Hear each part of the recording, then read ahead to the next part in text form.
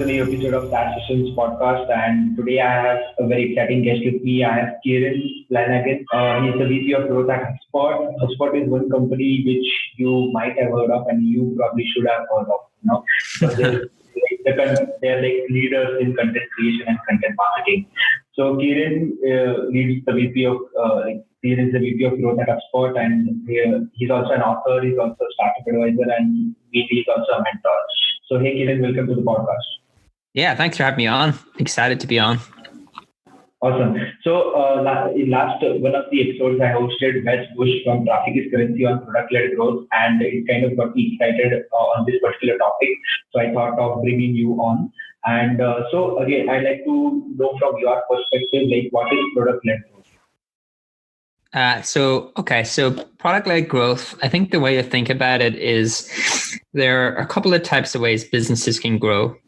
And so it's in a sales-led model, you generally acquire leads, and the go-to-market is led by a sales team in that you create demand for a sales team, and that sales team reach out and interact with that demand and try to convince some of those people that the product is a good fit for their business. And so in a product-led model, you generally let the product both acquire, activate, and monetize customers, in that your product will have some type of acquisition mechanics built into it. It will be able to, either through virality, or maybe it's user generated content and generates traffic from search, or there's some ways that the product itself can acquire demand. And then the product has like really good onboarding, activates people into the values of the product. And then within that product, there's the ability for a user to like upgrade and pay money. Typically what you see actually in a B2B space is what you're starting to see is more of a hybrid of a sales-led and product-led model, where you have a product that is either free trial, has some type of free trial, and the company is invested in onboarding, or it has a freemium model, and you acquire people into that experience, and the product tries to onboard people onto the value of the product.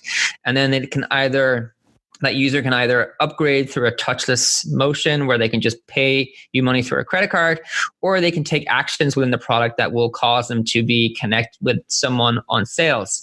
And we call that our product qualified lead. It's generally what we think of when we think about product qualified lead, demand or product led growth.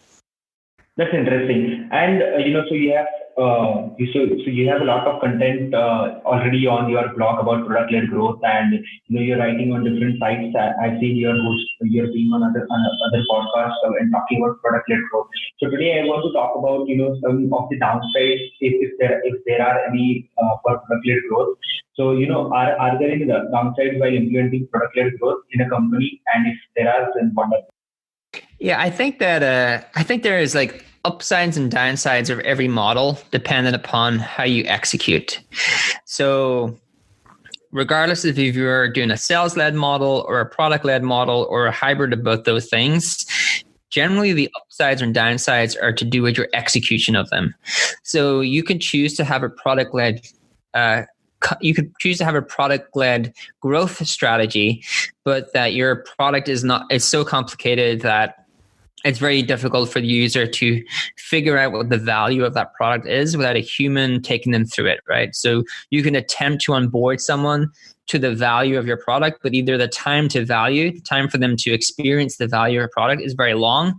So that tends to not work great for a freemium or a free trial motion, or it's a very complicated product. So that person is unable to like identify that value or discover that value themselves, and so they have to have a human and connect with a salesperson, or you can connect with like a customer success person to teach them about that value. And so I don't think that there's specific things. There's things that can go wrong with the execution of product-led growth strategy, and there are if you have chosen that strategy and it's not a good fit for how your customers want to buy and experience your product, then there's a lot of things that can go wrong and are downsides.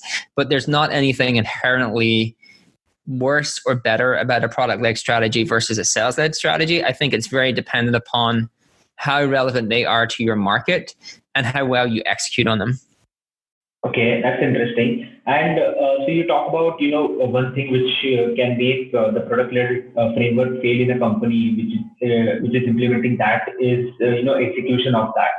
So I like to understand like what kind of team is required to, implement this framework, who will drive the execution? Because you said like execution is one of the factors which can affect, which can make the product-led growth fail.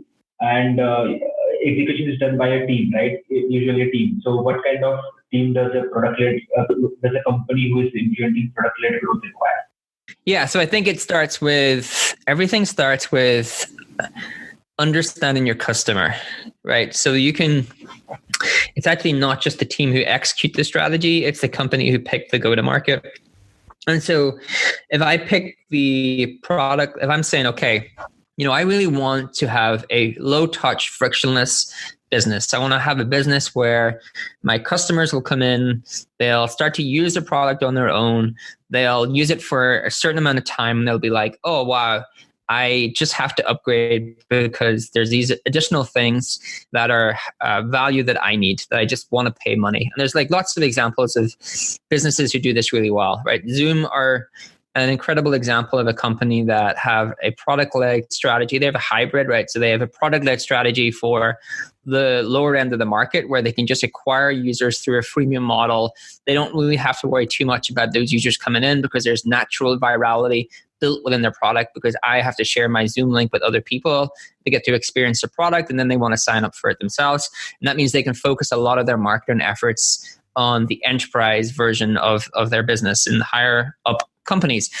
And so you have to go through and think, okay, well, I want to have a business like Zoom where I have like this amazing low touch, frictionless way to acquire users, and they can experience their product and they can get value from it and they can understand that value. Well, you have to, that has to be a good fit for both your product and how customers want to experience your product, right? If I have a very complicated financial product that does accounts and taxes and all these different things, and it takes me a lot of time to like figure out how to use that product, and the cost to pay someone money for that product is quite high, then I probably want to come in, get a demo of the product, someone to sell me on the benefits, and that's going to help me to, part with my money. And so you have to make sure that the go-to-market you choose is a good fit for the customer you have and the product you have, like the customer product fit has to be there for the go-to-market to be right. And so and then on the execution of it, well, there's so many things that can go wrong on execution of anything. I think some of the things that are complicated are you need to be able to build some type of acquisition machine where you can continually acquire. If you've chosen to do product-led growth, and let's say we've chosen to do freemium, the reason you choose freemium is because a freemium model is built with acquisition in mind. The conversion rates of someone in freemium from free to paid are always going to be worse than a free trial, always going to be worse than a demo. And each of those people probably have some human interaction. So your cost to convert that person is higher because they probably talk to a human, either a salesperson or a customer success person. So the conversion rates in freemium are going to be lower, which means that your product has to have some sort of virality or some sort of way to really grow that top of the funnel for it to be worth you doing that as a model. The other thing that freemium creates, and you can do free trial and that can be a product-led growth model, but just stick to freemium. The other thing freemium creates for you is it creates a lot of noise. So you start to generate a wide variety of people, and you hear a lot about your product not being a great fit. Oh, this is not a good thing. Why don't you invest in this? And these people may not be the people paying you money or even your right fit customer, but they're using your product, and it gets kind of very noisy. The other thing that you have to be very conscious of is, how do I make sure I give enough of my product away for free that it does create that type of virality, but I don't give so much away for free that people don't know why they should pay me money. So for example, Evernote is used by a lot of people, but they give so much of their product away for free that it's very difficult for people to know why they should pay for money or what they should pay for. And Evernote did that. Why they did that was smart, in that they thought, well, if we just have a lot of people using the product, over time, they will eventually pay us money. But I think that is a very dangerous thing to do because you can never take back what you've given away for free. There's some definite gotchas in building out that model. Interesting. And I guess one good example of limiting how much you have to give it for free is Zoom. So Zoom does give a lot of stuff for free, but they limit on some number of participants and the length of the webinar or the length of the meeting that you can take. So I think Zoom is doing really well in terms of product-led growth. Is that so? Yeah. So I think Zoom is. I think Zoom caps your meetings for free at 20 minutes, which is cool, right? Because I have enough time that I can jump on a call with someone. I can say, I'm going to use a free thing. I'm going to do this quick meeting, and I can experience a product, and I can say, oh man, this product is way better than anything else I've used. And then it's a no-brainer for me to upgrade to unlock the amount of time. Grammarly are a good example of a upgrade point that I love, where when you're actively writing within the free product, it's showing you a counter of all of the errors that it's finding when you're writing, and it's a no-brainer for me to upgrade. So Dropbox is another one, right? So it's a no-brainer for me to upgrade to get more space. And so it really needs to be, okay, I'm getting like core value, but it's just such a no-brainer for me to upgrade to unlock this PQL point. And with the problem with Evernote is that they're I think that theirs was spaced originally. Like I use Evernote, and I actually couldn't even tell you. I can tell you now because they've introduced a PQL point where you can, if you want to use it across 3 devices, you have to pay the money. But prior to that, as a person who used Evernote for maybe 4 or 5 years, I couldn't even tell you why I would upgrade, or I couldn't even tell you once where they surfaced up a reason for me to upgrade, and that's problematic. Right. And in all these examples that we mentioned about, Grammarly, Zoom or Dropbox. So basically, if any user is paying for any of these tools, so once they expire there, or once their needs started growing beyond the limits of the premium version, so they become like a product qualified lead. So I guess that's the perfect definition for that. So how does product qualified lead, affect in conversion? Because not a lot of companies or not a lot of SaaS companies focus on this particular segment of lead, and I think it's a very important segment. And I just want to know how it affects the whole conversion part. Yeah, so product qualified leads, to explain to your listeners. So in a B2B company, traditionally you would have marketing qualified leads and then a sales qualified lead. And so you would create a lead. There would be some sort of usage event or some sort of score attached to that lead. And that would denote it as a marketing qualified lead. It would get passed to sales. Sales would mark that as an opportunity and say, yeah, this is a good quality lead. And that would become a sales qualified lead. And the difference is that a product qualified lead is actually based upon usage within the product itself. So it's kind of a better indication that person is a good fit for your business. So there's some sort of demographic information. You could say that companies of certain sizes, companies from certain locations, companies that have these certain characteristics that we can actually just get data for and tell, coupled with a certain usage. And so there's a couple of type of product qualified leads we had in Hubspot, where we had features. We had feature gated product qualified leads, where there were just features within our product set that you could not get unless you actually they were gated for free users, and you had to reach out and connect with a salesperson. Then there were like trigger-based PQLs, where you could get a certain amount of feature for free. And when you've used that amount of free usage, when you've reached the kind of limitation on that free usage, it would trigger a PQL modal. And that modal would say to you, hey, do you want to chat with one of our success coaches or book time with a rep to learn about why you should upgrade to a paid product? And then we just had like usage PQLs, where we knew that certain usage, if you exhibited certain usage patterns that you were a company of a certain size that had certain characteristics, we knew you were a good fit for our paid products, and we could rotate those people to sales. And so we have 3 types of PQLs in our freemium model in HubSpot that we could rotate to sales, but we also had the option for those people to upgrade themselves if they wanted to do that. I agree with that, and there's a lot of content going out on product-led growth, and you were also talking about it. There are a lot of people who are coming and speaking about product-led growth. There are a lot of articles floating out there. So, and why should, I just want to know, like, why should companies, or why should SaaS companies should care about this approach, and they even start considering this approach over any other framework?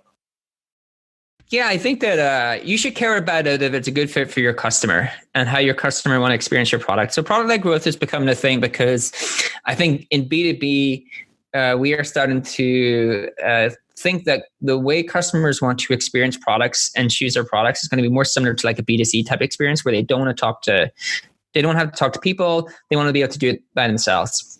And so they want to do it in a low frictionless way. They may want to chat with you via chat. They may want to go through the onboarding themselves and then decide themselves after they've extracted value that this is a right fit for them, versus having to be like, jump on a call, go through that kind of rigorous demo, be sold to for like 30 minutes. They actually want to do all that themselves.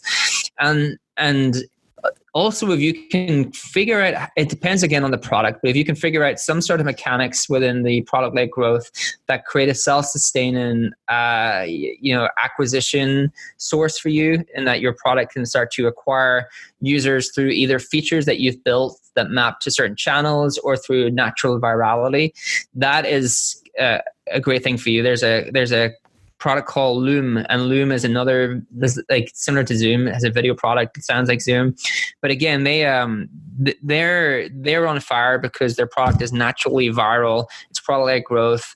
The product naturally spreads from one user to the other, so they don't have to spend as much time trying to figure out acquisition, and they can spend more of their time trying to figure out retention, trying to figure out user activation.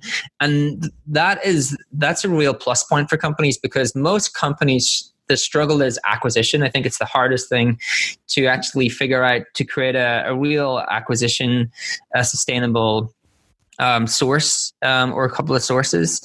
And so I think the product-led growth and is a good thing for SaaS companies to figure out if it's a good fit for their customers and it's how their customers want to experience their product.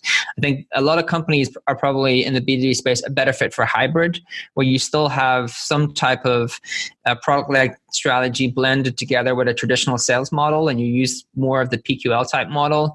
And then a lot of companies are still better suited to a sales model, and probably if they try to implement a product-led growth strategy, it would be unsuccessful, because that's not how customers want to experience their product. It's not how customers want to onboard themselves to the product. It's not how customers want to buy the product. Interesting. So I think if any company is planning to implement this product-led growth framework, so it should really depend on what their product is and how they've positioned it. And secondly, if their customers have a resonance with in application with this strategy. Are these two things the main vital things required to have in any company while implementing product-led growth? Yeah, you can't force go-to-markets on customers, and you can't kind of fit your product to a go-to-market that doesn't work for that product. I think that you probably build your product with a certain go-to-market in mind. So you can build a product with product-led growth in mind. You can build a product, and as you're building it, saying this is going to naturally acquire people through these channels because it's going to be freemium, or these features are going to be freemium, and this is how it's going to work. And they're going to naturally be able to, we're going to be able to onboard them onto this thing. And they're going to be able to monetize and upgrade by doing these things. You have to think about it as like basically it's really your product. You think about your go-to-market as you're building your product. If you're trying to fit your product into a go-to-market because you just like that go-to-market, but the product or the customer is not a fit for that go-to-market, it's probably not going to work. Yes. So thanks a lot for your time, Kieran, and thanks for doing this. And I think this will add on to a lot of content which is already out there on product-led growth, and hope people find value in this. Cool. Awesome. I'm glad you enjoyed it. Thanks, Nell. Talk to you later. Bye.